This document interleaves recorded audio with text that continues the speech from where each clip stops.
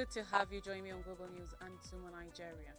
We begin with China imposes tariffs on U.S. goods in retaliation to Trump. Trump to exit United Nations Rights Council, extend UNRWA funds ban. Elon Musk's influence on governments past coup claims.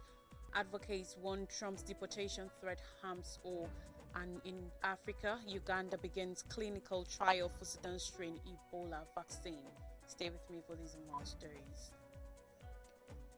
China will enforce tariffs of 15% on imports of coal and liquefied natural gas from the United States in reprisal for Washington's 10% levies on Chinese goods.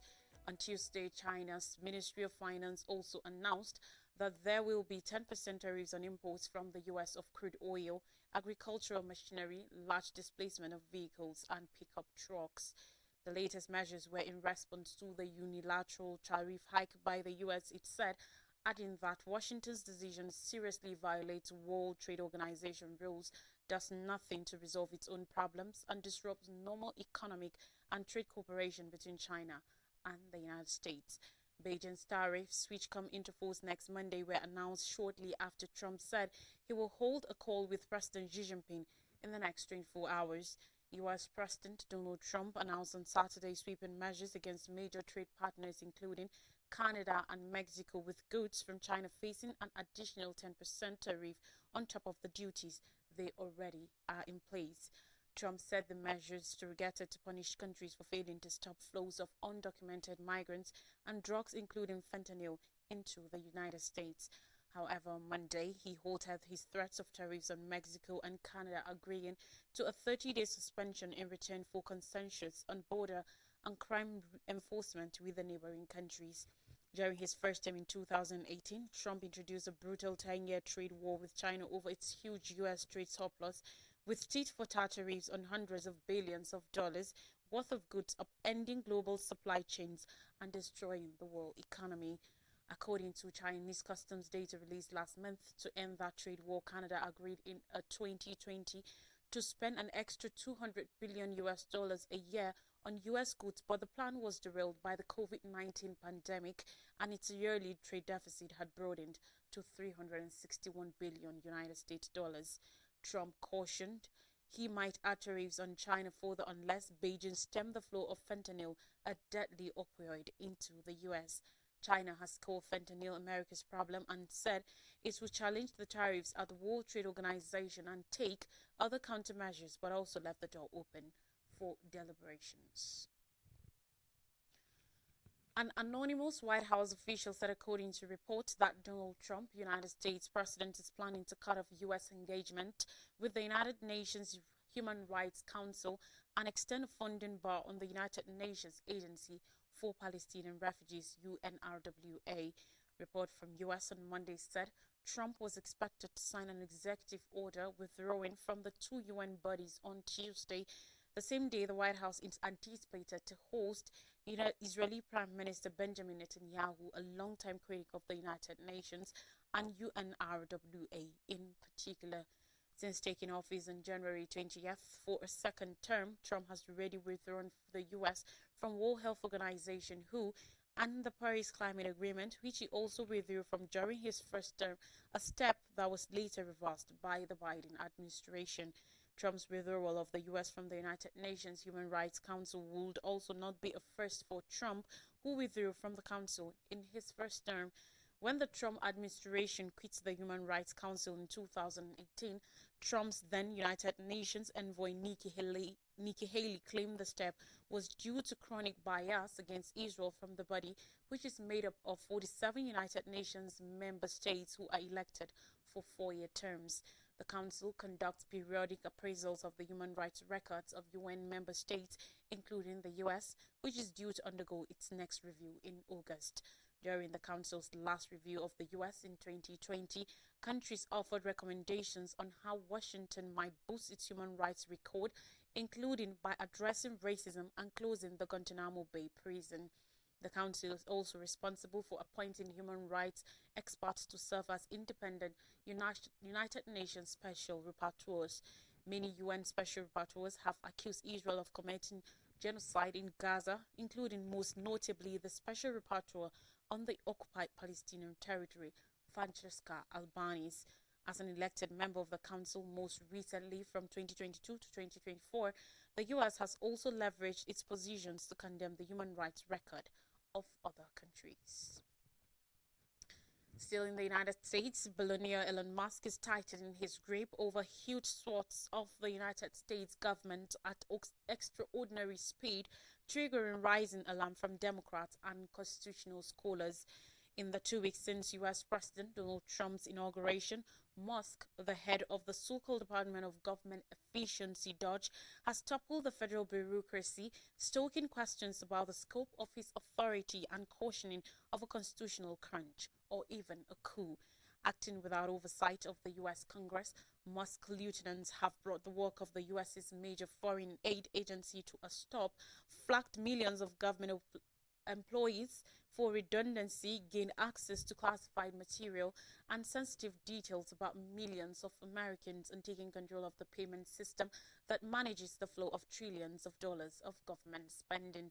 Musk, who was named as special government employee by the White House on Monday, does not hold elected office and is not part of Trump's cabinet, whose members need confirmation by the U.S. Senate. Richard Painter, who served as the chief White House ethics lawyer in the administration of former President George W. Bush, said, according to reports, "I've never ever seen anything like this, never in the history of the country. We always have the president, cabinet members, and the Treasury Secretary confirmed by the Senate." As the CEO of Tesla and SpaceX, Musk, the world's richest man, has billions of dollars worth of government contracts, a fact that has raised concerns about conflicts of interest that could arise in his cost-cutting drive. According to a U.S. Department of Justice summary, special government employees who are typically appointed on a temporary basis are subject to most ethics rules that apply to ordinary government employees, although sometimes in a less restrictive way. Under the law, they are restricted from participating in matters that affect their financial interests and may be required to submit a financial disclosure report within 30 days of assuming a position, according to the summary. Enforcing ethics rules against Musk is at the discretion of the Justice Department, which Trump has sought to purge of perceived enemies. United States President Donald Trump last week published a message directed at the student protesters who participated in last year's pro-Palestinian demonstrations. It was a warning, and it was targeted precisely at the immigrants among the protesters. Trump was quoted as saying in a White House fact sheet that to all the resident aliens who joined in the pro-jihadist protests, "We put you on notice. Come 2025, we will find you and we will deport you. I will also quickly cancel the student visas of all Hamas sympathizers on college campuses, which have been infested with radicalism like never before." The statement was the newest sign that the fallout from the protests was far from over. If anything, under Trump's second term, free speech advocates and Palestinian rights supporters are brazen for a continued crackdown on the university activists who led demonstrations. The legal questions about deporting students for speech that will otherwise be protected in the U.S. are complicated, Sarah McLaughlin, a scholar at the Foundation for Individual Rights and Expression FIRE, said, according to reports. Trump's statement came on the heels of a latest executive order signed on January 29th. It created the way for the deportation of foreign students in the name of fighting anti-Semitism on campus. The order vows immediate action to prosecute, remove, or otherwise hold to account the perpetrators of unlawful anti-Semitic harassment and violence.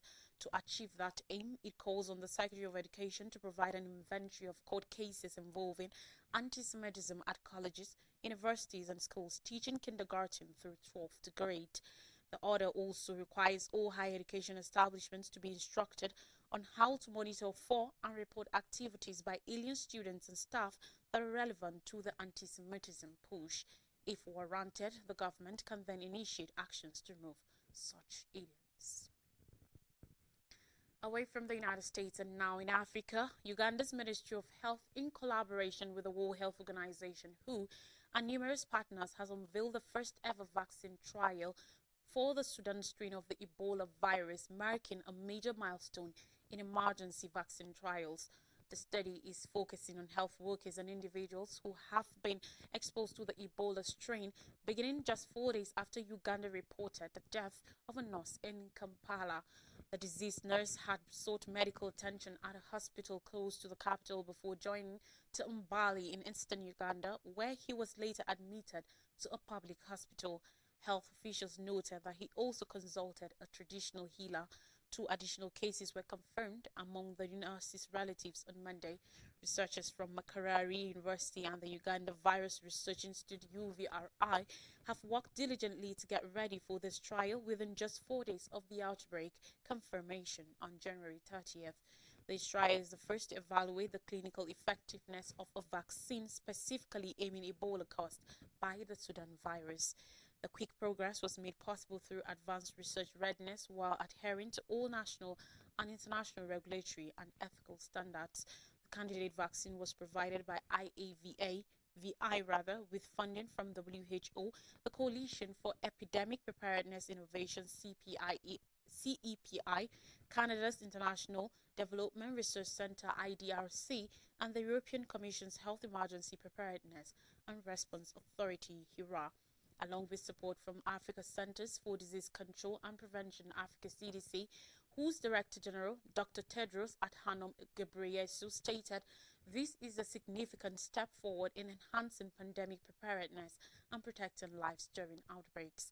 This achievement is a result of the commitment of Uganda's health workers, community involvement, and the collaborative efforts of the Ministry of Health, Makerere University UVRI, and the extensive research network led by World Health Organization, WHO. We appreciate the contributions of our partners, including IAVI for the vaccine donation, CEPI, EU HERA, and Canada's IDRC for their financial support, and Africa CDC for their assistance. This remarkable accomplishment would not have been possible without their collaboration. More stories, and still in Africa, M23 rebels backed by Rwanda declare ceasefire in Democratic Republic of Congo DRC. In the Democratic Republic of Congo DRC, Rwanda-backed forces have declared that they will halt their advance across the east of the country for humanitarian reasons. Late on Monday, the AFC/M23 rebel coalition announced that it will implement a unilateral ceasefire commencing on Tuesday. The group, backed by thousands of troops from neighboring Rwanda, seized Goma, the major city in eastern DRC, last week, with the United Nations approximating 900 people were killed while hundreds of thousands have been displaced. Calls have been increasing for a humanitarian corridor to be created to permit people to escape the fighting. However, there was no quick response from the DRC government in Kinshasa on the announcement, and it is unclear if the country's military will respect the ceasefire.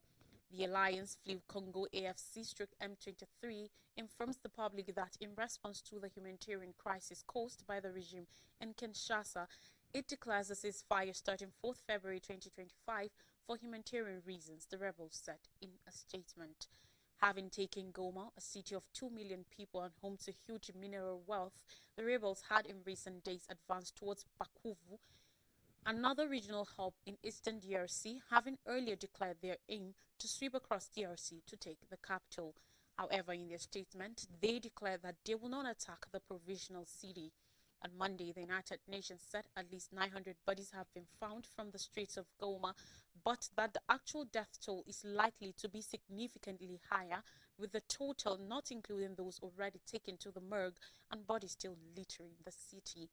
According to reports, local authorities also counted closely 2,900 people were wounded just last week. Let's take a quick break, and when we come back, we will bring you more stories, particularly from Nigeria. Please don't go anywhere.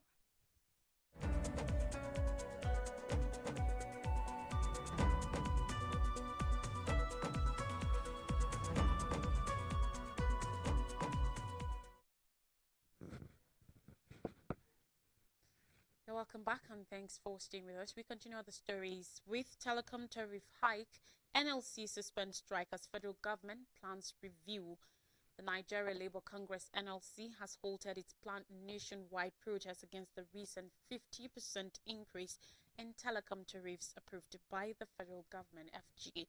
The labor union abandoned the planned rally scheduled for Tuesday following a meeting with government representatives at the office of the Secretary to the Government of the Federation in Abuja on Monday. The Nigeria Communications Commission (NNCC), the telecom regulator, had defended the 50% tariff hike, citing rising operational costs driven by inflation, foreign exchange fluctuations, and higher energy expenses. The regulator, in a statement, said the adjustment was in line with its mandate under the Nigerian Communications Act 2003 to ensure the financial sustainability of the telecom sector. The NLC, however, rejected the tariff hike and demanded a reduction to 5%, threatening a nationwide protest if its demands were not met. It criticized the addition as insensitive and unjustifiable, arguing that it will enforce an extra burden on Nigerian consumers. Joe Ajaero, the union's president, reiterated its demand for a major decrease after the National Administrative Council meeting of the NLC. The union called on Nigerians to get ready for a nationwide boycott of the telecommunications services in protest against the hike. Despite the union's pressure, telecom operators remain firm that the present adjustment was essential to maintain service quality and support network expansion in an increasingly challenging economic environment. They ruled out negotiations with organized labor on the tariff hike, insisting that no reduction will be made despite the labor threat.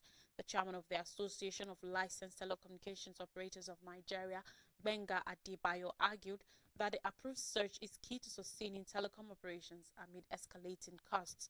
To ensure maximum effect, the NLC mobilized electricity, aviation workers, and civil society groups for the protest. However, following the Monday meeting, the NLC resolved to shelve the demonstration pending further discussions. Talking health matters, World Cancer Day, treatment costs burden patients and families. According to reports, as Nigeria joins the rest of the world to mark World Cancer Day, challenges in cancer care continue to cast a shadow over the survival chances of thousands of patients. The country faces an extreme shortage of specialists, a high cost of treatment, and late-stage presentation of cases, factors that have made cancer one of the deadliest diseases in Nigeria. Nigeria is critically short of oncologists, particularly radiation oncologists, who play a major role in cancer treatment. The Nigerian Cancer Society (NCS) president, Professor Ebidemi Omonisi, described the situations as dire. Presently, Nigeria has less than 80 oncologists serving a population of over 200 million. The situation is further exacerbated by the ongoing Jagba syndrome, which involves the mass migration of healthcare professionals to countries with better working conditions. Besides the shortage of specialists, there is also a lack of cancer treatment equipment. While the situation has improved slightly, it is still far from sufficient. The federal government recently approved the establishment of 6 additional cancer treatment centers, but experts caution that without enough specialists, the machines alone will not solve the problem. Cancer treatment is prohibitively expensive. Professor Omunisi approximates that stabilizing a breast cancer patient, covering diagnosis, hospital admission, and preliminary test costs around 20 million naira. To tackle the financial burden, the NCS has called for an addition in the Cancer Health Fund (CHF) allocation in the 2025 national budget from 150 million naira to at least 1 billion naira. Omonisi insists that Nigeria must prioritize cancer funding to reduce mortality rates. National Coordinator of the National Cancer Control and Nuclear Medicine Program at the Federal Ministry of Health and Social Welfare, Dr. Uchechukwu Nwoku, explained that cancer treatment involves surgery, chemotherapy, and radiotherapy, but that while most federal hospitals offer surgery and chemotherapy, only 12 hospitals currently provide radiotherapy services. World Cancer Day is commemorated on February 4th every year. This year's theme is United by Unique, which emphasizes a people-centered approach to cancer care by prioritizing individuals and communities within cancer care and health systems. Cancer is a group of diseases involving the abnormal multiplication and spread of cells due to genetic mutations. It can affect almost any part of the body and disrupt normal functions. According to studies, symptoms of cancer vary, but many include fatigue, night sweat, unexplained weight loss, skin changes, persistent pain, or organ-specific symptoms like blood in stool or new lumps. The risk factors include a family history of cancer, lifestyle choices of smoking, poor nutrition and lack of exercise, environmental exposures, toxins like asbestos and pesticides, radiation, UV radiation, or excessive medical radiation, and hormonal therapy. For now, thousands of cancer patients in the country continue to battle not just the disease, but also the harsh realities of an underfunded and overstretched healthcare system. And finally, on the news, 7 policemen shot, several hurt in Osun communal crisis. 7 officers of the Nigeria Police Osun State Command have been shot while scores of people were brutally injured in a communal clash that ensued over a chieftaincy dispute in Esa Oke community, Oboku local government area of Osun State. The police public relations officer in the state, Yemisi Opalola, while confirming the clash which led to the whisking away of the village head, said 7 police officers who were sent to the town have sustained serious injuries and presently receiving medical treatment. According to her, the police raced to the trouble scene following a distress call that Esa Oke, the country home of the late politician Chief Bola Ige, was boiling. She highlighted that when the policemen and the rescue team got to the place, they were hit by the hoodlums' bullets. However, trouble began following the state governor, Senator Ademola Adeleke's appointment of Prince Semileyin Ajayi as the Olo Judo of Ido Ajegunle, a neighboring community to Esa Oke. The announcement was not taken in good faith by residents of Ido Ajegunle and Esa Oke community on the ground that the newly appointed king is from Ilesha and not from Ido Ajegunle nor Esha Oke, who is laying claim to the town. Residents of Esha Oke and that of Ido Ajegunle rejected Prince Temileyin as their new Oba, saying the person occupying the position of village head at Ido Ajegunle should be upgraded to king instead of imposing an alien to them as the new Oba of the place. According to report, hoodlums in police aprons and armed with guns, knives and other dangerous weapons were engaged from Ilesha, leading to the tense situation in the town. Meanwhile, military officers, both conventional and mobile police officers, officers of the National Security and Civil Defense Corps, NSCDC, men of the Directorate of State Security Services, the Southwest Security Operators, and Motekun, among others, have been deployed to the troubled communities for peacekeeping. To refresh your memories, China imposes tariffs on U.S. goods in retaliation to Trump. Trump to exit United Nations Rights Council, extend UNRWA funds ban. Elon Musk's influence on government's past coup claims. Advocates warn Trump's deportation threat harms all. And Uganda begins clinical trial for Sudan strain Ebola vaccine. And that's all on the news. Thanks for watching. I am Lottie Turaki. See you next time.